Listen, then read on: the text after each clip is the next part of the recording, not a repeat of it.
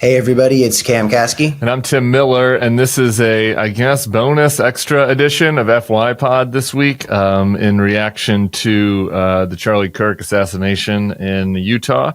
As we are taping this on Thursday morning, the shooter is still at large, so we don't know the motive. There was just a press conference saying I've identified a person on video and have handprints and footprints and a gun, but they haven't released the person's name or the video. So obviously by the time this is up, maybe there'll be developments on that front, but that's where we are now. Cam, I wanted to get on with you for a couple of reasons. One was we were texting last night about how we were both kind of shook by this. And I just wanted to hear why from you. Well, first, I want to point out that Charlie Kirk's shooting was not the only school shooting yesterday. There was one at Evergreen High School in Colorado, not far out of Denver. This is the same state, of course, where the Aurora shooting happened, where Columbine happened. Colorado is no stranger to shootings like this. Multiple people were injured. From what I have been able to pull, and I don't know if there's newer information than this, one student remains in critical condition. The shooter is dead from a self-inflicted gun wound. And that is an important thing to talk about because this happened about a half hour after the Charlie Kirk school shooting. I'm interested that you said that, and I meant to ask you that actually right off the top. You were the only, in addition to texting me about how you were shook, in your public commentary, I think you were the only person I saw yesterday that was calling the Charlie Kirk shooting a school shooting, which is true, which is obviously technically true, and so I want to hear more about why you're kind of making that parallel. Totally, I think it's important to highlight these things because school shootings happen all the time, and they don't all look like Parkland and Sandy Hook. Anytime an individual gets shot at a school, it is a school shooting. It doesn't need to be 12, 20 people getting murdered with an AR-15. People bring handguns to school. Very, very often, individuals are shot and not killed, and therefore it leaves the news cycle very quickly because normally the body count needs to be fairly high for it to remain in the news cycle. There was a school shooting in Minnesota, or a mass shooting in Minnesota at a school, a week ago, 2 weeks ago, yeah. That's already out. And we need to highlight these things because people need to understand that school is not a safe place to be in America. And when you send your children to school in America, you do not have any guarantees that they will be alive by the time the last bell of the day rings. So it's as simple as when somebody gets shot at a school, you have to call it a school shooting. That's what it is. It isn't much more complicated than that. But Charlie Kirk's assassination was in fact a school shooting, and it was a very complicated one, and it looked a lot more like the assassination attempt on Trump, seeing as the shooter was apparently over 200 yards away. This is someone who knows how to shoot a gun. This is premeditated murder. It was not an accident, as certain pundits might have suggested to the terrible detriment of their careers. But that's my opinion on the matter in regards to that. But again, Charlie Kirk was not the only school shooting yesterday, and he was also not the only political assassination of the past 12 weeks. Right. Melissa Hortman, a Democratic lawmaker in Minnesota, as well as her husband, were shot dead in their house by somebody impersonating a police officer, and multiple other people were shot in that same situation as well. Only 2 were killed. Donald Trump did not attend the funeral. While Donald Trump and the right are ramping up the messaging that there is some sort of civil war happening and everybody needs to get as aggressive as possible, Donald Trump did not attend the funeral of a Democratic lawmaker who was politically assassinated. And there's a lot going on, and I think we can all recognize that there's been more political violence in the past 5 years than in the past, 5 decades combined? Yeah, I mean, going back to the late 60s, 70s, maybe up through, I guess, the early 80s was kind of the last spate like this. So it's a long period. So we might have a long period ahead of us.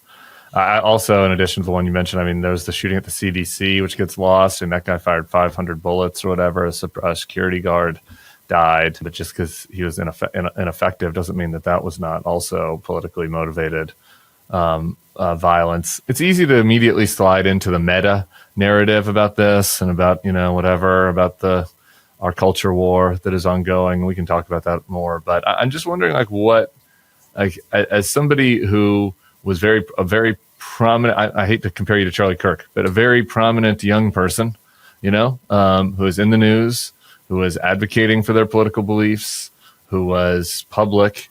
I have to imagine that this has a little bit of a different valence for you than maybe, these other examples, which obviously are also tragic. It was definitely very triggering to see the video of somebody getting shot in the neck up close. It reminded me of how I felt when I was watching footage of the Hamas terror attack on October 7th. I saw a lot of footage of that on the internet, and before it was able to be scrubbed off, it brought to mind when I was seeing footage of the people at my school getting killed, because while we were hiding, Snapchat videos were going around of people we knew just getting massacred.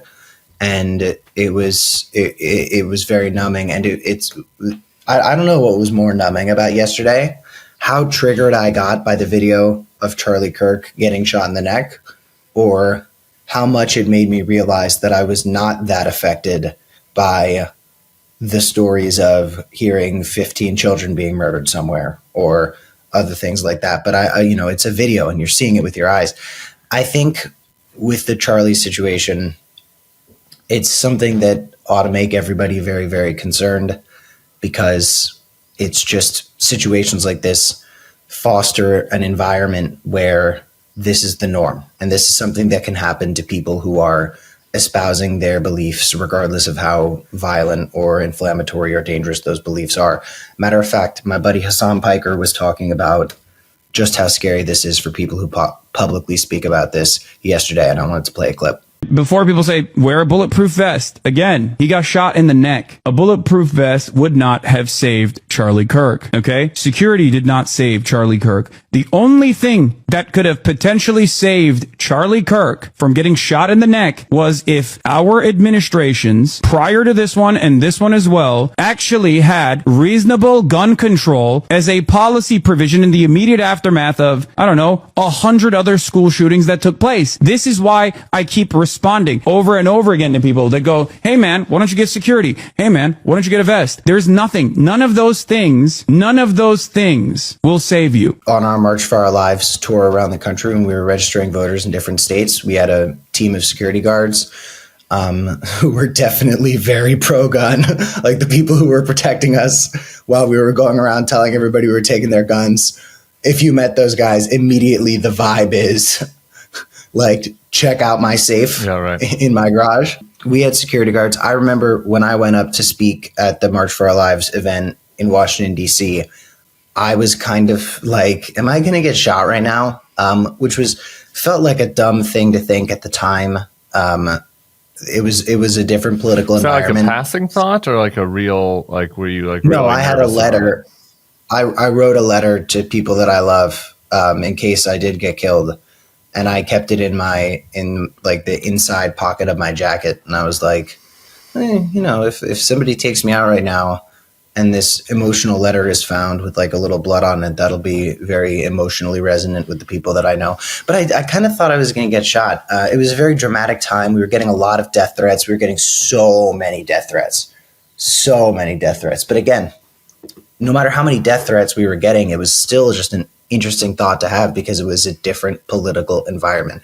Now, if somebody was doing this and they thought they were going to get shot, I would be like, yeah, it's a completely reasonable thing to think. I didn't tell my fellow March for Our Lives people because I didn't want to scare them, but I told a couple of my personal friends, like the day before the speech, I'm about to go up in front of what could very well be like 1 million people and tell everyone that I'm going to come for their guns. I was the first speaker. Like, there was nobody who went up before me. I went up to introduce the whole thing. Like, maybe somebody's going to knock me out.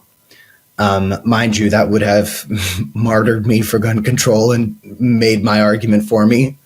But it was very scary. Now I'm just like, you make that point kind of like in passing, as like, and you chuckle when you say it, but like, I just think it's a real point that's worth sitting on. I number one, do you still have the letter? I guess actually I want to go back to that. Do you still have the letter? No, I kept it, but then I brought it to my college dorm and lost it when I was moving out. Anyway, I don't know. I was getting feelings over here about the letter story, so I was just wondering. But your point about how you would have been martyred, not that you wanted that. right? Obviously, or that I mean, that would have been horrific. But like, that's an important statement just to put on its inverse about what we saw yesterday, because I don't watch all of Hassan's stream. I don't know exactly what he said, that clip right there. I mean, Hassan disagreed on a lot of stuff, but like, I think he's absolutely right on about that. I'm fully with him and radicalized on the gun thing. And I also was on, 8 texts yesterday about people asking me about my security protocols, where I'm like, what? Okay, well, what are we going to do? I mean, like, that's a silly thing. I mean, whatever, we should do due diligence, but like, Charlie Kirk had security.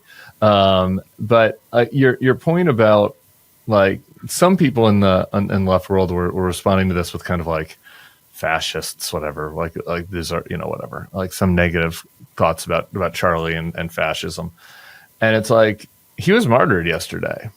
Like what you just said, like hypothetically would have been true about you, is true in the inverse. I think that like what happened yesterday, we'll find out what the shooter's motive was or whatever. But regardless of what it was, like they're going to use it to martyr him, and his.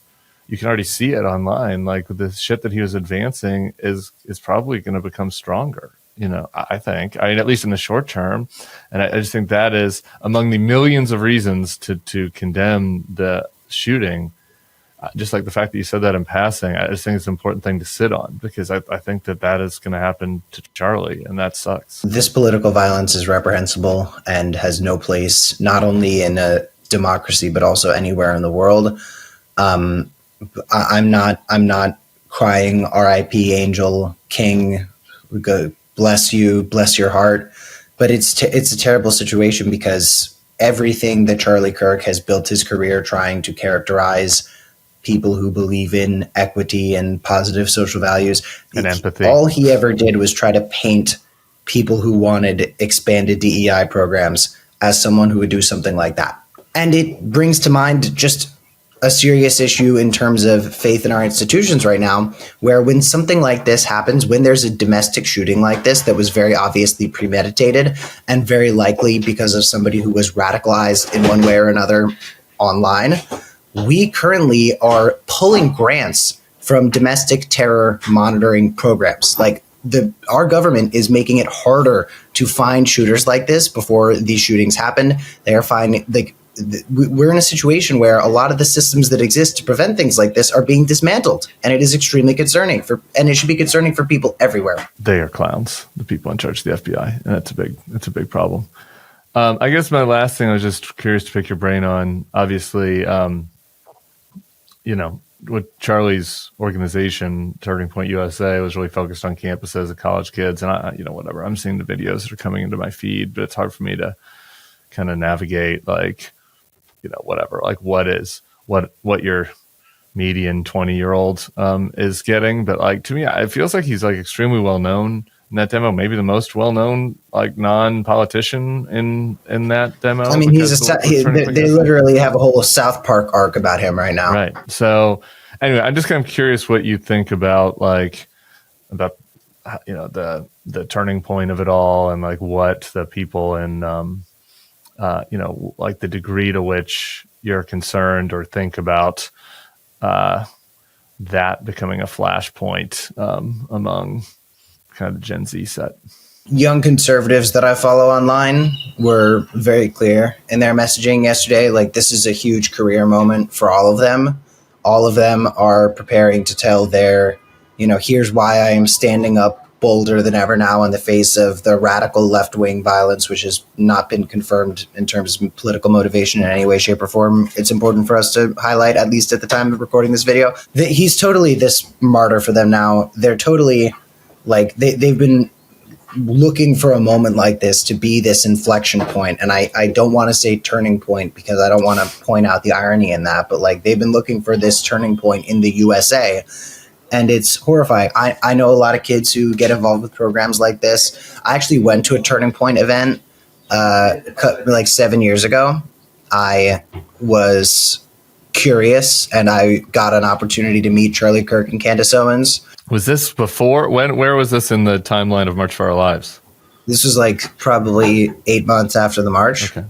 They weren't inviting random drama kids from. I didn't think so, but I don't know. You've got a lot of weird lore, Cameron. Like, we've known each other for a year, and every once in a while, like, we'll be watching TV. You'll send me a clip from TV and just be like, I was in grammar school with that girl or whatever. You go deep. You have a lot of. There's some very strange lore. One day all will be revealed, but no, I was at this Turning Point event, and I didn't want. And at the time, I was a bit more recognizable a person, and young conservatives were definitely going to know me. So I wore. I'll see if I can find a picture for Dante to throw on screen. I wore a fake mustache, so I could blend in. How'd that go? It was not very convincing, but nobody recognized me. Okay. Probably because of the mustache. The disguise worked, and I met Charlie, and I met Candace. And it was very interesting. Charlie was very charismatic. Candace was very robotic, like very Teflon, could have been an AI. There was something very uncanny about Candace. But I spoke to Charlie. I have his phone number. We had a nice conversation. He was one of those Republicans that kind of fit my nice is different than good narrative, where you meet some conservatives who have built an entire career targeting minorities, and they're just like the nicest person in the world, right? Like Ben Shapiro is the nicest guy. You ever meet Ben Shapiro? He is a guy you can just chill with. Like, he's a vibe lord. Really? I had a great time when I hung out with Ben Shapiro. It was the same situation with Charlie. He was very affable, very fun. And he was a guy that you understand why young people were able to rally behind him, because he was telling young people what they wanted to hear. And he was doing so in a way that felt he was able to seem like a leader, and he was able to have that charisma that could rally people behind you. Have you ever met Charlie? I met Charlie several times. I used to go. I go to America Fest every year at the end of the year. I don't know if I'm going to be able to do it this year, but so I've met him there briefly all the times, but he always let me come. Again, I think your nice is different than good point is true. It also is just objectively, there's something to be said for the fact that, like, he wanted people to come that disagreed and debate, and like he was fine with that. Like, there are worse traits to have than that. And that was true about what he was doing yesterday. Like, he goes to colleges and has people argue with him.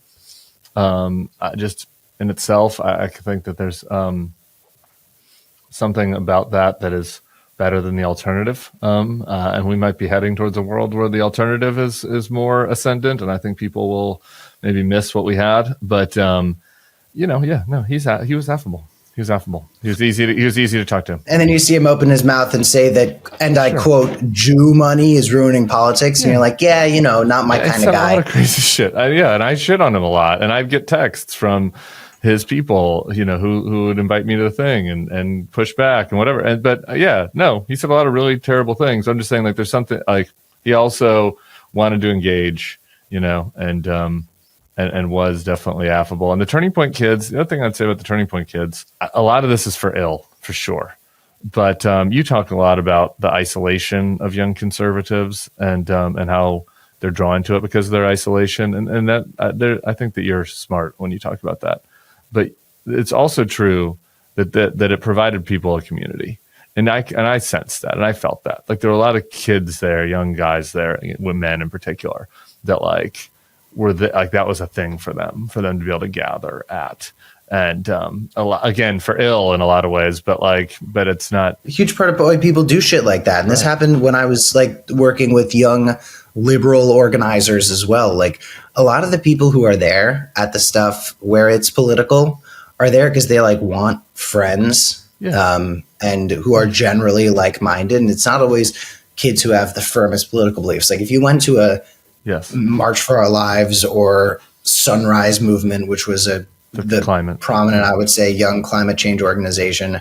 Like, if you went to those meetings and you pulled every kid aside and started asking them about the issue, some of them would only know like 2 or 3 things about it, but they wanted to meet and socialize with people who shared relatively similar values. There's like people with the Bernie campaign and the Zoran campaign. There's like young people who get involved with this stuff where they just have a vibe that this is kind of their thing, and that they kind of understand this, but more than anything, they just want to share space with people and have something to talk about. And what better than something like a political event where people are looking to have conversations with each other about this type of thing, to do that. And it's easy to fit in, and it's easy to meet other people because you know what to say to get them to nod their heads. And I would just say this is a good lesson. There's a lesson of that the left should learn and liberals should learn, and whatever you define yourself as should learn, is that like, you guys were pretty good at this at March. Zoran was really good at this. Some of the other left groups aren't, like Sunrise.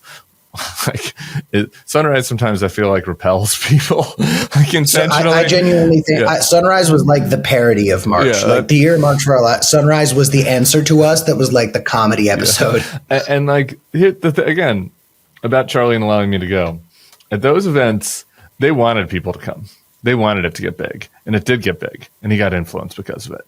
And it was not, and obviously they were very nasty at times to liberals on stage and stuff, of course. But they want, like, the vibe there was of like, yeah, you know, if you mostly agree with us, or if you think those guys are a little bit crazy, come on. You know what I mean? Like, we're going to do fellowship, we're going to do party, maybe you can meet some cute girls, right? Like, that was kind of like the energy that they put off, and that is such an important point. And that is like, such an important point. That is smart. If nothing else, it's smart politics, and I do think that people found meaning in it. No, but dude, I so fucking get this, right? Like I am a person of the Turning Point USA age group who was involved with politics before March for Our Lives even happened. Like, I am exactly the Turning Point demographic. And I also like flirted with right-wing politics as a teenager because of some grievances that I had that I didn't understand how to navigate. And I remember what worked on me, which was like, I generally held liberal, like, you know, left-wing views.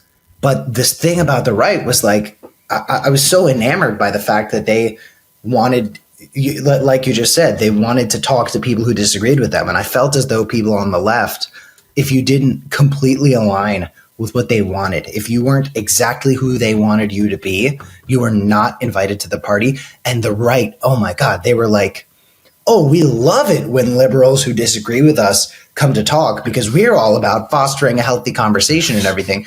And in my head, I was like, oh my God, like these guys have the right idea. They get it. He gained power that way. It worked. What he was doing worked. So yeah. Anyway, all right, Cameron, thank you for sharing your feelings with me and thoughts. And, I have a plea. Yeah. I have a plea for everybody. Okay, everybody, if you see a video of somebody getting shot, don't share it. Don't share it. Don't share videos of people getting shot. It is something that spreads violence. It is something that horrifies people. It is something that traumatizes people, even people who do not have a background like mine, even people who have never seen these types of things before. It can traumatize. There is nothing at all that is positive that comes from sharing a video of somebody getting murdered. Can I add one more thing on this? I'm not a words or violence guy, but like the other thing is that I'm asking people not to say is, even if you think dark thoughts about anybody, about like, I wish they had died or this is good, don't share that either, because here's the other thing about it. I just, as a moral matter, I disagree with that. But even if you disagree with my morality that all humans have value, then, you know, that's something for you. But there were a lot of other people, like, not only did people see the video, as you're mentioning, Cameron, and that traumatized them, there were a couple hundred kids there that sat and had to watch that. There were a couple kids in the front row. I mean, you know, there were liberal, like, there were people of all political stripes there because that's who were invited, and they watched him get shot in the neck and assassinated. And those are school shooting survivors now. Yeah. Those are hundreds of new school shooting survivors. They didn't deserve it either. They didn't deserve to have to go through that either. So anyway, all right. Thank you, Cameron. I agree with that. I appreciate you very much. Everybody else, subscribe to the feed if you don't hate us. Try to comment something nice. How about that? Try to comment something nice. That'd be good. And by the way, this Saturday's FY Pod episode is so uplifting. You're gonna. Oh, it is good. It is uplifting. It's a big contrast from this. We've already taped it. All right. We'll see y'all soon.